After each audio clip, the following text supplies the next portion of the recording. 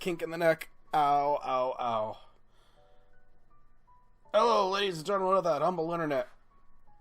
My name is Ryan, aka the Ryeman. This is another bizarre adventure in Katawa Shoujo, and I have pain in my neck and left shoulder. Getting old sucks. Speaking of sucking, I think we are on our grasp towards what's probably like a bad ending for this or some crap like that. The first day of summer vacation is a disappointment, much like everyone else is in this series. I woke up, water came down from the leaden sky in biblical proportions. I have not heard rain described that way in a minute. Notice how I didn't say never. I've heard that phrase before. I was optimistic at the time. A quick summer shower, I thought. Torrents of rain for a few minutes, then it's gone. Dude, I don't know about the rest of y'all, but I love the rain. So, to me, this is a good day. No such luck.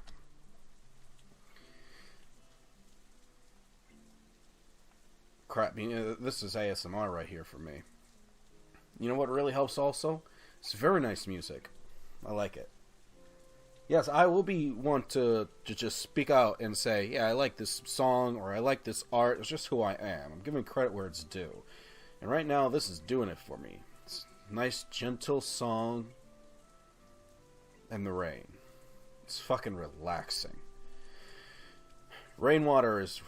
You know what this rain is? This is the type of rain that you take off your shirt and like have a face down with your rival on top of a burning building. You know what I mean? You know what I've said too much. Rainwater is relentlessly pouring down from the blue-gray sky outside, streaming down the glass of my window in small brooks and rivers, and gathering together to form miniature ponds on the sidewalk, on the walkways or sidewalks, just like it has done for the past 2.5 hours. So I've been half-assedly cleaning up in between, half-assedly reading a book, packing my stuff on the side when I get bored of the first two. The weather drags my spirits pretty down too. Speak for yourself, my boy, making it hard to do anything properly. What the fuck? Something bumping quite loudly against my door arouses you from my apathy. So, that's either Kenji, or it's the zombie apocalypse. Regardless of which, it's why I always keep a weapon of some sort by the door. I hope it's not Kenji and his crazy indoor bowling alley. Wait a second! Kenji set up an indoor bowling alley? Why are we not hanging out more with this dude? Yes, I have been made aware that a Kenji route is a death route. I've watched my buddy Don on that route. But, seriously, creators of this game, if you ever, put all your differences aside and wanted to come together to make a ultimate edition of this game to release officially on Steam, you know what I'm talking about, maybe more art, more behind the scenes things, hell, even some more routes, some secret routes even, let's get fucking crazy. I wouldn't mind an actual Kenji bro friendship route, you know what I mean? It's like just one route where it's like, screw bitches, I'm hanging out with my bros, we're gonna do indoor bowling alleys, drink beers on the roof without falling off of it, and going out to the woods to practice our survival skills. I bet it would be an adventure. But enough about wishing for things that will never be. Let's get back to the things that will never be. Fulfilling a story that people actually want to see on my channel that's not World War II related. Ellipses. I hear no more sounds from the corridor until I walk to the door and open it. Oh! Oh, I suppose that would be how she knocks. She has to bash her head against the door. Right. Rin. I wish seeing her would evoke some more emotion in me, but for one, I'm too surprised that she came to see me, and for two, she's soaking wet. Well, I don't think the poor girl can hold an umbrella. Well, none of the matters that we're all thinking. So, if she went through the rain, I'm guessing it's important. Her uniform shirt is drenched, and she is standing in a self-created puddle. Droplets of rainwater are dripping from her short bangs and sliding down her nose until they fall from the tip. One by one.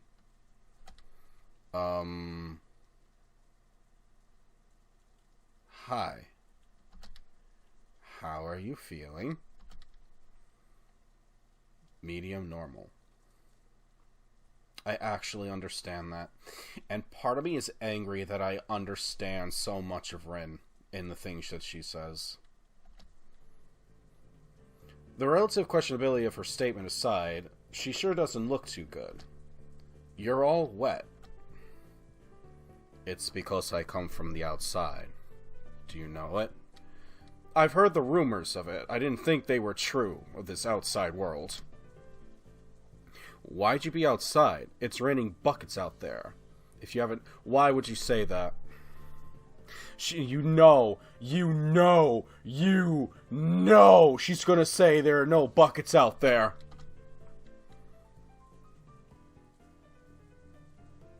I haven't. It's raining pretty hard, though. I was on a walk.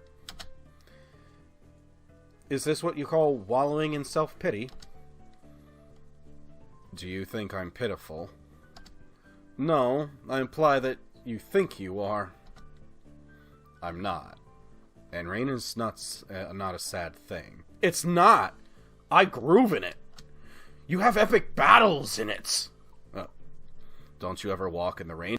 Every chance I fucking get!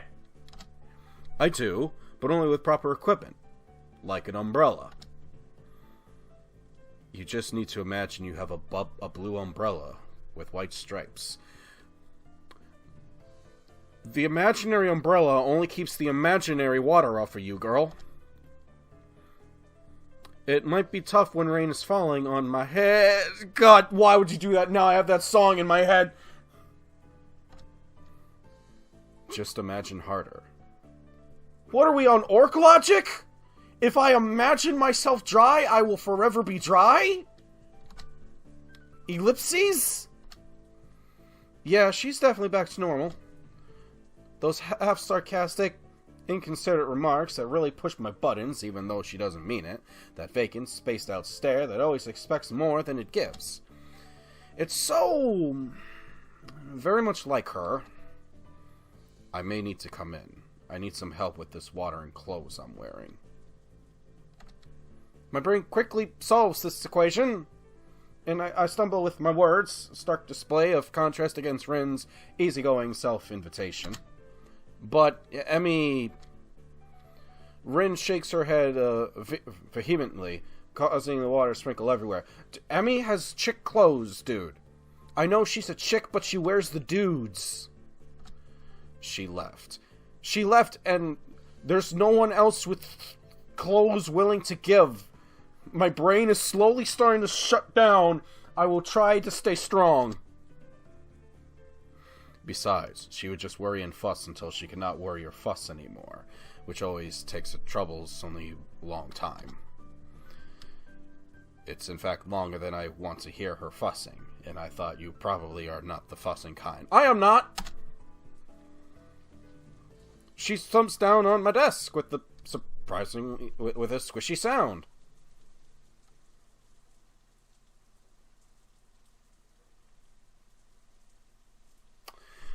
What would happen if for literally the next 6 hours I left this running? I just went off to bed, left this running. And surprise, surprise, it's a 6-hour-long rain-falling ASMR video.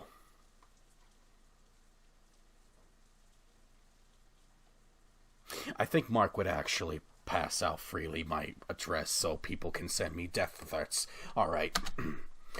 Her so clothes are making the desk and everything on it wet, but she doesn't care.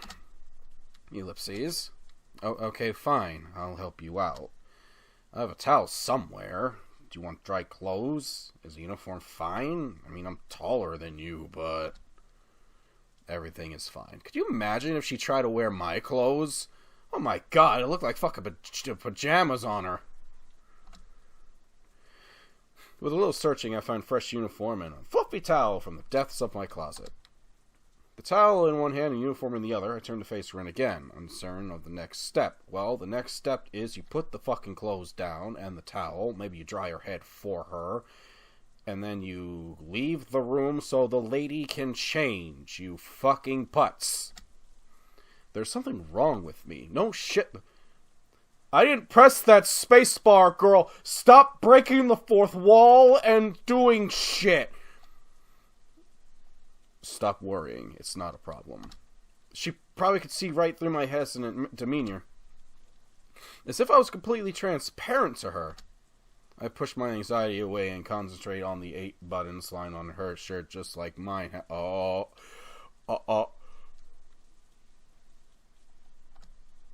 Where's the phone? Where's the phone? Where's the phone? You know what? No phone. No phone. Hold on. I got. Where's my Discord? I'm typing a message out to Chris real quick. Hold on. Alright. I'm yelling at Chris. No, I gotta send him a text too. Hold on. No, I gotta call him.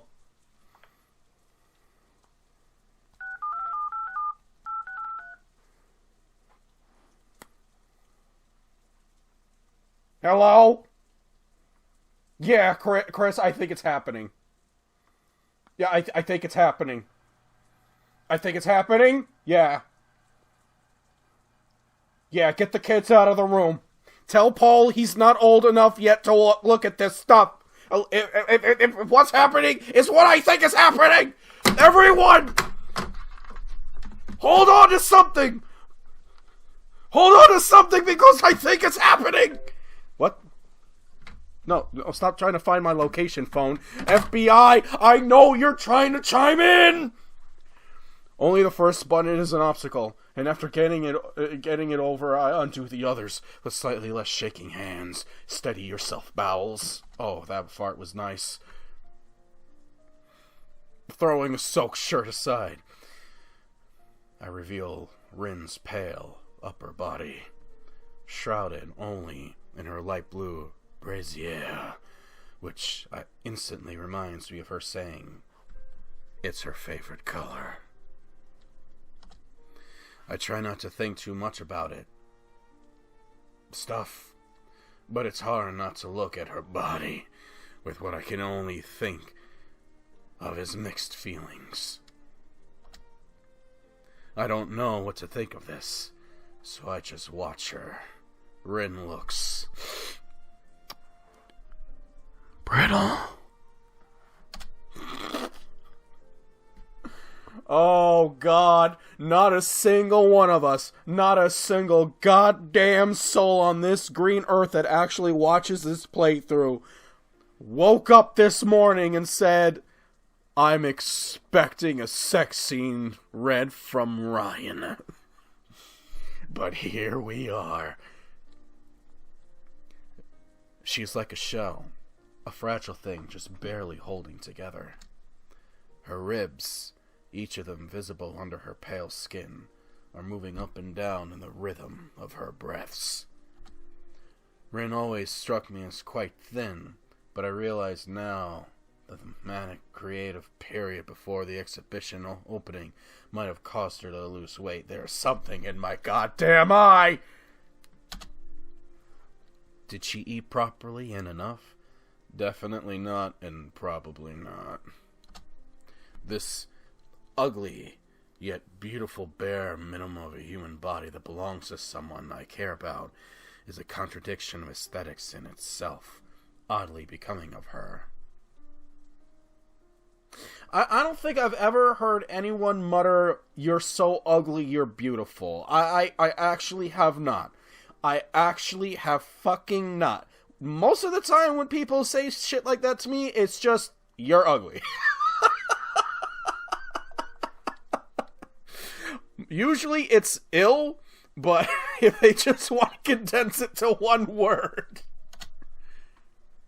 My eyes follow that collarbone to her shoulder and down her arm until in an abrupt end. Oh God. Oh God. Oh my God, she has no arms! No, it's less than the bare minimum. I think with a passing pang of sadness and some guilt for thinking like that.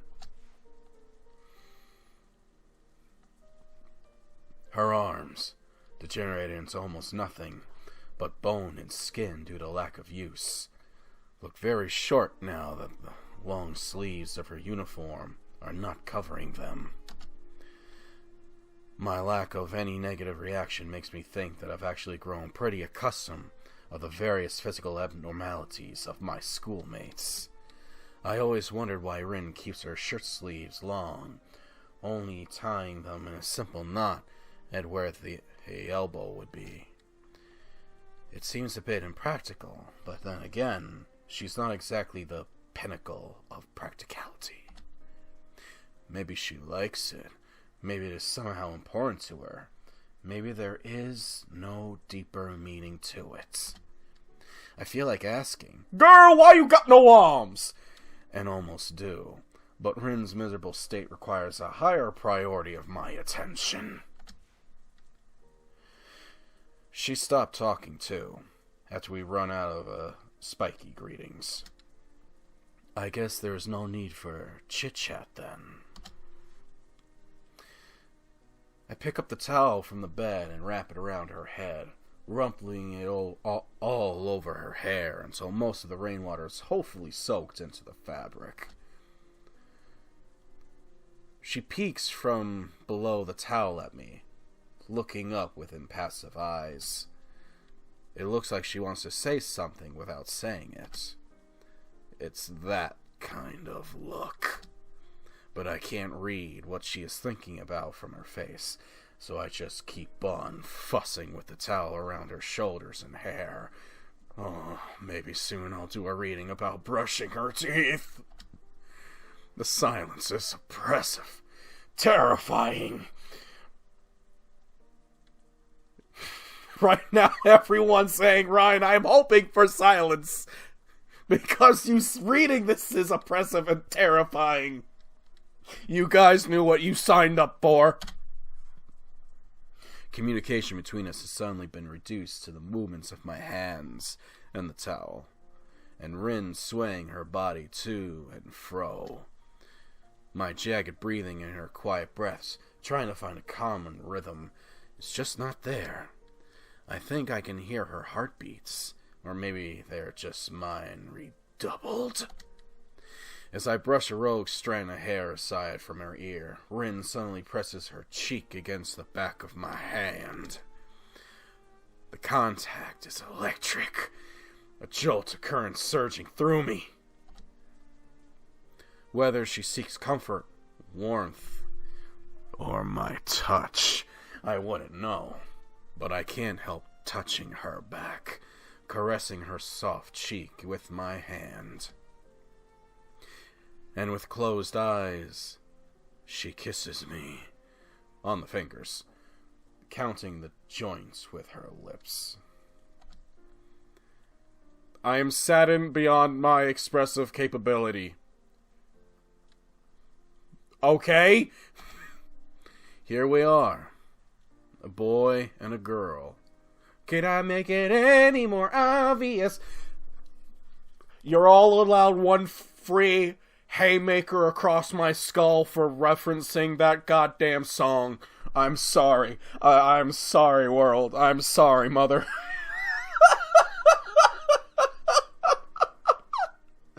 Both in love or something like that with each other. Or maybe not. And yet, something is broken. I can feel it in me and in Rin. Making sure I'm still recording, otherwise this is going to be a wasted 20 minutes, but here we go. In the way our gazes merely brush against each other, shying away from contact. In her closed, timid posture, and in my way of touching her, like a china doll, afraid of shattering her delicate form. and how we are closer than we have ever been. Yet I'm not feeling happy. It's like yesterday. When did tenderness and forlornness become one and the same word? Acts of affection start invoking only longing? How? Why did we end up like this? No, don't answer that. I like to... Someone's gonna be killing themselves after this reading. Probably me. I'd like to say to myself, but fighting against the omniscience of self-awareness is a lost cause. Still, I am here, and Rin is here, and it feels like she might be able to solve whatever problem she has. And if she can, why couldn't I? Why couldn't we? Feels like taking that step is too much, too difficult, too uncertain. So for now, all I can do is dry her, so I can get her wet all over again.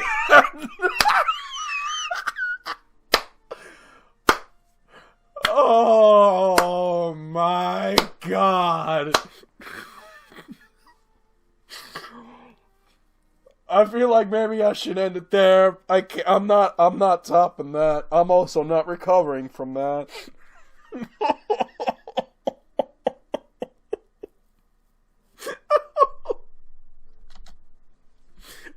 Whatever. My God, what have I done? I pet her head. Weird flex, okay? Trying to sort out the hair that refuses to be sorted out, even when wet. A pair of dark glazed eyes follow my every movement. Pants too? She nods in answer, leans back and spreads her legs with a grotesquely inviting gesture that makes a nasty feeling crawl up and down my spine like a bad premonition. It's not enough to sober me, though, as the silence is starting to make me feel detached from myself. I move automatically, without... What the fuck? Phone? Not now. Without thinking, even though I should. I should talk to her about this. Or at least about something. The silence is a spell. A pact that has bound us to this private world. Made of dull sound of rainfall and the soft feel of her skin against my fingers. The button of her trousers is fastened tight. I just rip it off with my teeth. But it opens surprisingly easily.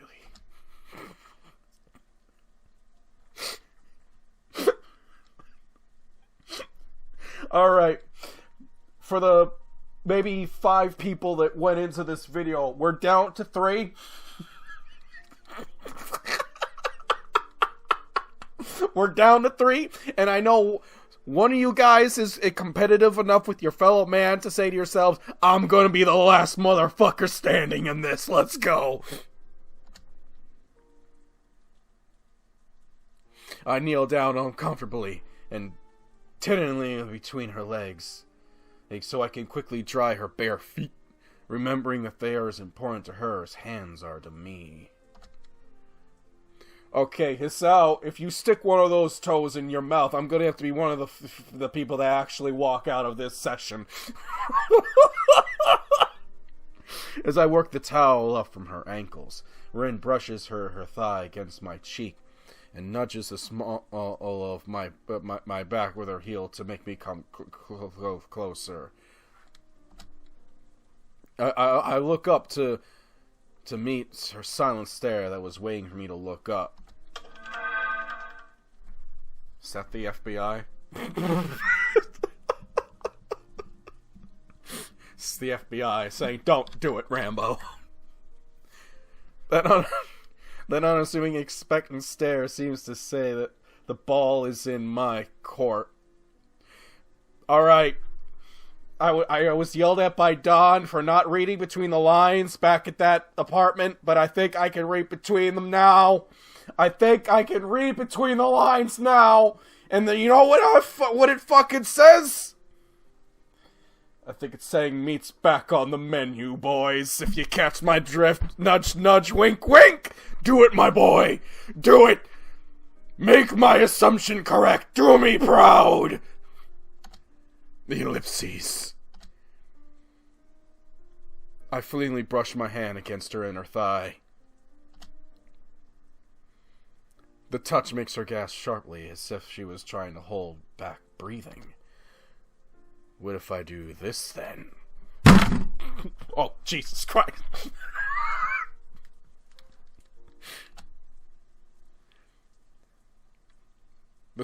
My boy. Boy. The small kiss I place on her thighs enough to make Rin lose her composure. To shut her eyes and squeal, almost inaudibly.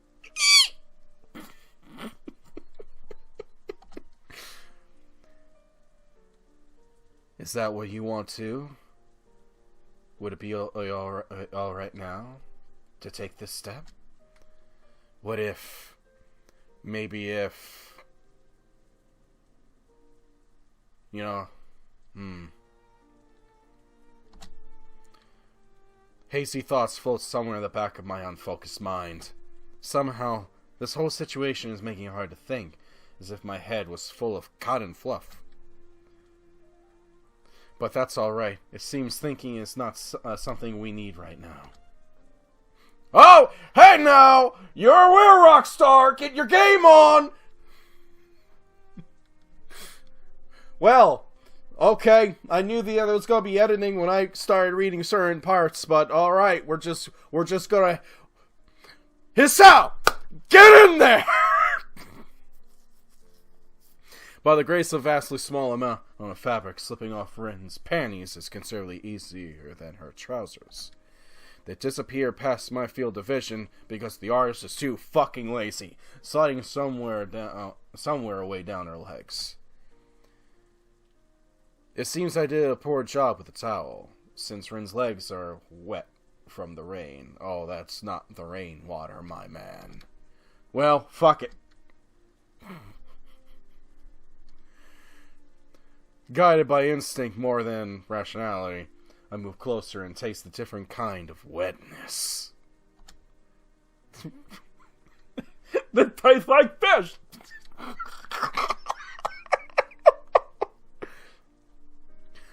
She responds to...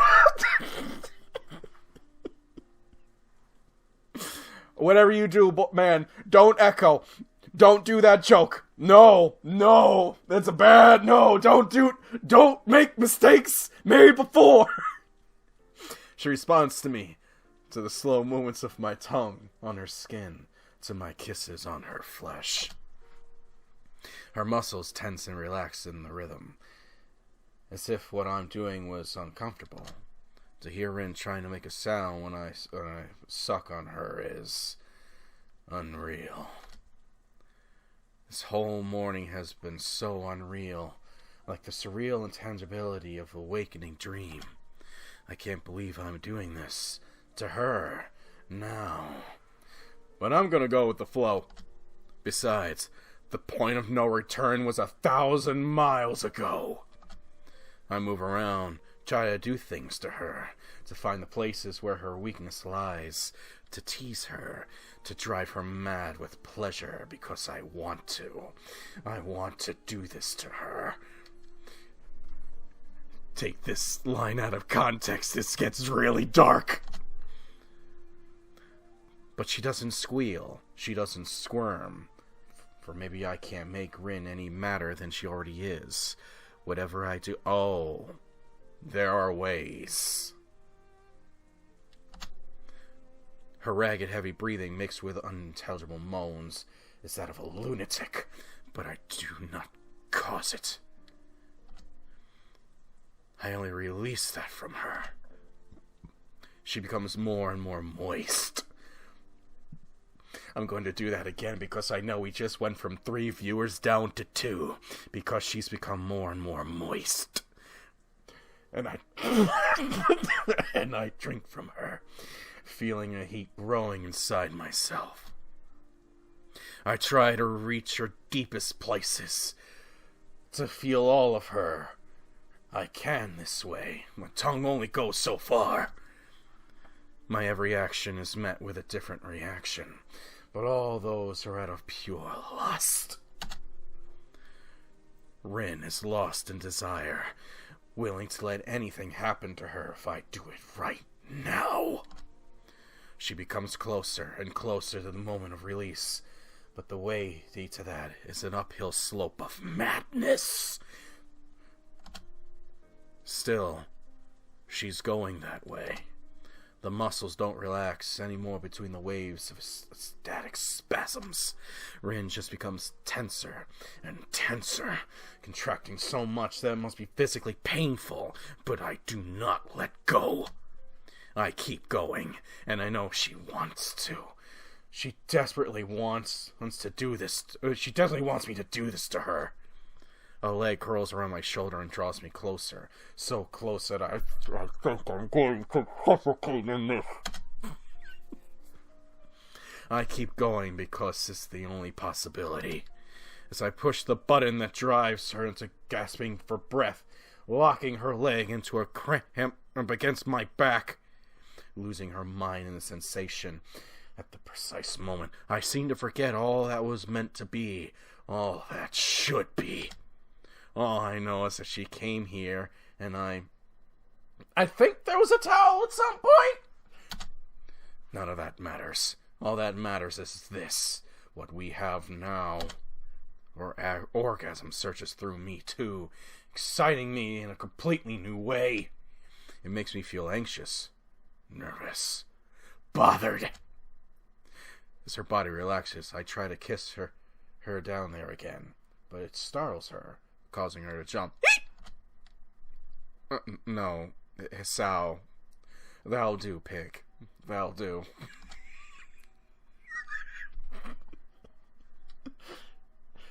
Come here. Hold on. I stand up to remove the last piece of clothing Rin has. She leans against me to catch her breath, tickling me with warm air exhalting in my shirt. Blindly, I reach behind her back to feel my way below her shoulder blades, to find the contraption that fastens her bra. Dude, just get a knife out of your drawer. And if you don't have a drawer knife, then there's something wrong with you. Use the knife under your pillow. Or the machete under the mattress. There are other ways. Oh, never mind. It opens more easily than I thought. Falling to the... Okay.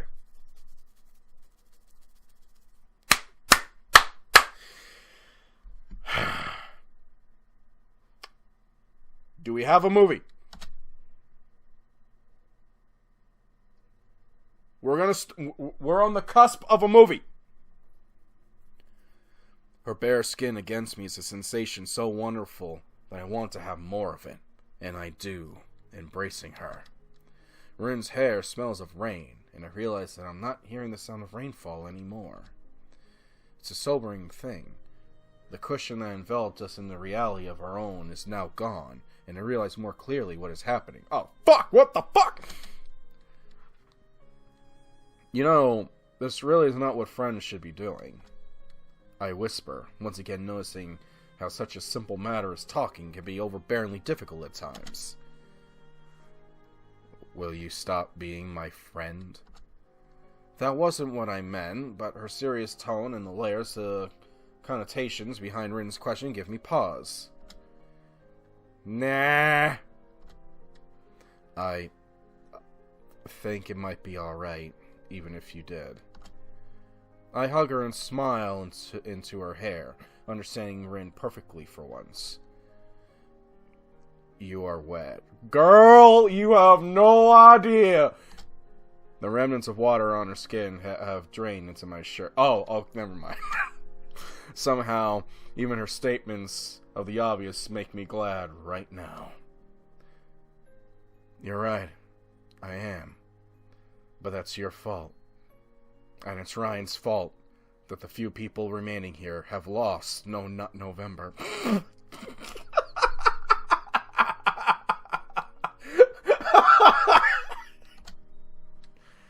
I want to see you.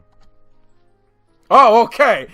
My boy has magic powers, just making his clothes disappear. I comply, standing back to open the buttons of my shirt much more quickly than when I undid Rin's buttons. Did we remember to lock the door? Did we remember to close the door? A sudden sense of haste strikes me, spurring me to rush forward. Every second I'm not touching Rin is a second wasted, a chance lost! My belt buckle proves an obstacle despite my ability to open it in an eye blink under normal circumstances. While I fumble with it, I don't notice Rin bringing her foot... Wait, no. We're gonna lose Mark if we bring in the foot play. No! I don't notice Rin bringing her foot up between us until she starts tracing my chest with her toe. What the fuck? I look down to see what she's my heart. I reflectively flinch back, covering the scar tissue in the middle of my chest. Oh no, my chest scar! What the fuck, dude? The shallow mark at the surgery following my heart attack left in my body has healed already, but, well, it's not a particularly pretty sight, if not overly repulsive either. Dude, you have a scar? She has no arms! It's barely noticeable, but she does have an eye for detail. Is that why she said she wanted to see me? I had sort of forgotten about this because all this mess with Rin, but now all the unpleasant things connected to my condition surfaced at once, rushing through my mind like a flash flood. And oh god, all the stories about old guys getting heart attacks when having sex. What if... Dude, if you could survive the sexcapades, the sex Olympics with Lily, you're gonna be fine with Rin here. Hisao. Realizing that I just boiled the mood, I stumbled to explain myself. Sorry, it's just that... Let me touch you. Her eyes are sultry. I almost read that as slutty, inviting as if she sits there, bare naked, without an inkling of shame. I never thought Rin could look like that. Yeah, I know this is not how it should go. Even though Rin is right here. Even though should be no more questions. No obstacles. Not this maddening feeling that something is constantly wrong. The same feeling that clutched my heart yesterday makes its appearance. We are together. In a way that is difficult to define. It eludes description as stubbornly as it evades change. Would a relationship like this be alright? Could we ever change to become closer? Even though we should stay together for all of eternity. We might never find our mutual understanding. But there's no such thing as eternity. This may mean that we will not be together forever. It's not our differences. If not our differences, the flow of time will put us apart with irresistible force. Rin is a creature of the moment, a whim and of an impulse. I am nothing of the sort. This is a fact that I can understand very clearly. If for no other reason, for this reason I should grasp this moment, even if it's the only moment we will ever have. I should not let myself spoil it. Even if I can't escape myself, Rin can't either. I know it now. We both have things we can't let go. Things we can't not think. Feelings we can't not feel. But she allows herself to hunt me without any restraint, here and now. I'm sorry, you know. Hisao, you really have to stop worrying. It's not my kink. Rin interrupts me before I get further. Which is good, because I don't know what the fuck I could have said. Her voice, void of its usual spaceness, scolds me softly, without an edge. You really have to learn to let it go. She scans me calmly, almost calculatingly. I'm at 40 fucking minutes? Oh god! Well, this cliffhanger is what we call the cock block. But I can't keep doing hour-long episodes. I don't have the strength. So, I think next episode is probably going to be the last episode the way this shit is going. Yeah. So, good news. I have a feeling we might be getting the good ending. Ha fucking za! That being said, you guys know that deal. We're gonna be wrapping this up in the next episode. Until then, I want you guys to stay awesome out there. Take a breather, take an hour, scrub out your brain, and if you are that last person standing, congratulations. You have no prize. There is no prize for this. There is no prize. Goodbye. Adios. Sayonara. Dos Vidonia.